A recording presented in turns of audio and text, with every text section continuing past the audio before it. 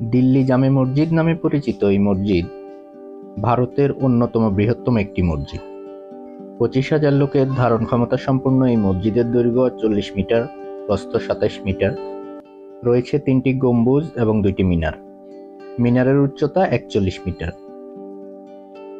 1644 সাল থেকে 1656 সালের মধ্যে এই মসজিদটি নির্মাণ করেন মুঘল সম্রাট শাহজাহান।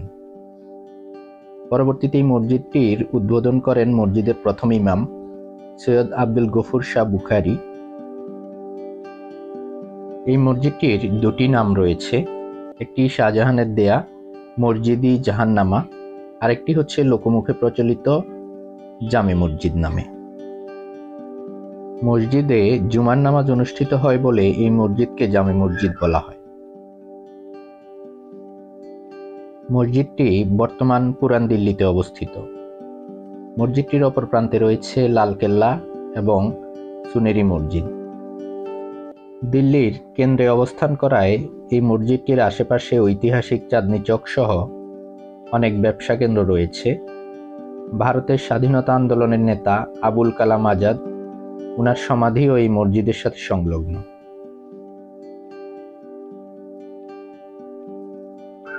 তুর্কি, আরব, পারস্য এবং ইউরোপের বিভিন্ন দেশের প্রায় 5,000 লোকের পরিশ্রমে নির্মিত এই মসজিদের স্থপতি ছিলেন উস্তাদ খলিল।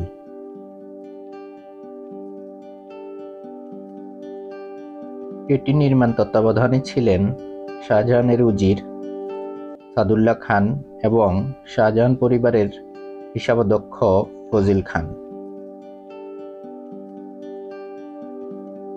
মসজিদটি ছিল সম্রাট শাহজাহানের শাসনামলে নির্মিত শেষ স্থাপত্য।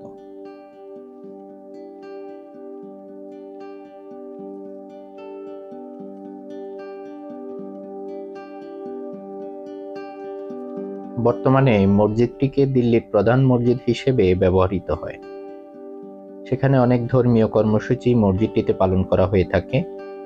শহরে বসবাসকারী মুসল্লিরা জুম্মা এবং 2 ঈদে মসজিদটিতে একত্রিত হন। নির্মাণের সময় ভারতীয় উপমহাদেশে এটি ছিল বৃহত্তম মসজিদ। মসজিদের ভেতরের অংশের সাথে আগ্রার মসজিদের অনেক সাদৃশ্য রয়েছে।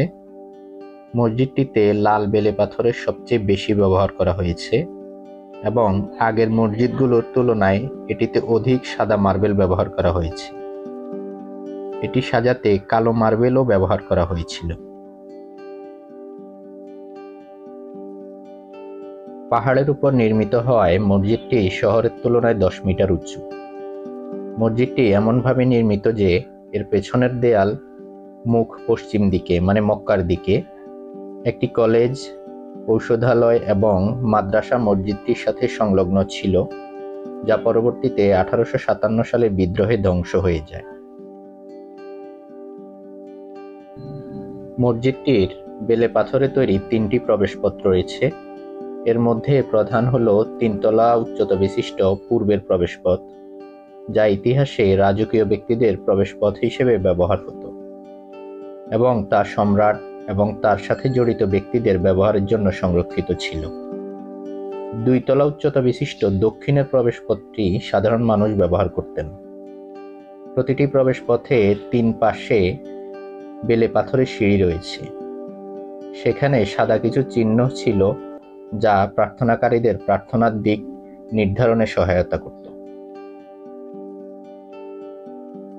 উক্ত মসজিদের সংগ্রহশালা রয়েছে, যার মধ্যে রয়েছে হরিণের চামড়ায় লিখিত কোরআন, হযরত মুহাম্মদ সাল্লাল্লাহু আলাইহি সাল্লামের দাড়ির একটি চুল, ওনার জুতা এবং মার্বেলের আবরণের উপর ওনার পায়ের ছাপ রয়েছে এখানে।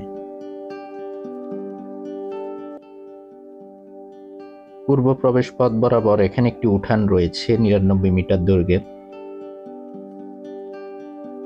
এখানে প্রধান প্রার্থনা হলের দৈর্ঘ্য 61 মিটার এবং প্রস্থ 27 মিটার।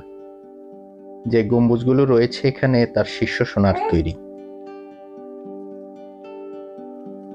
এই হলের ভেতরের পশ্চিম দেয়ালে 7টি মেহরাব রয়েছে। দিল্লির জামে মসজিদের ইমামরা ঐতিহ্যগতভাবে সম্রাট শাহজাহানের নিযুক্ত করা মসজিদটির প্রথম ইমাম সৈয়দ আব্দুল গফুর শাহ বুখারীর সরাসরি বংশধর। এখন পর্যন্ত 13 জন ইমাম এখানে নিযুক্ত ছিলেন। তার মধ্যে সর্বশেষ যিনি রয়েছেন সৈয়দ আহমেদ বুখারী। 14 অক্টোবর 2000 সাল থেকে বর্তমানে তিনি রয়েছেন।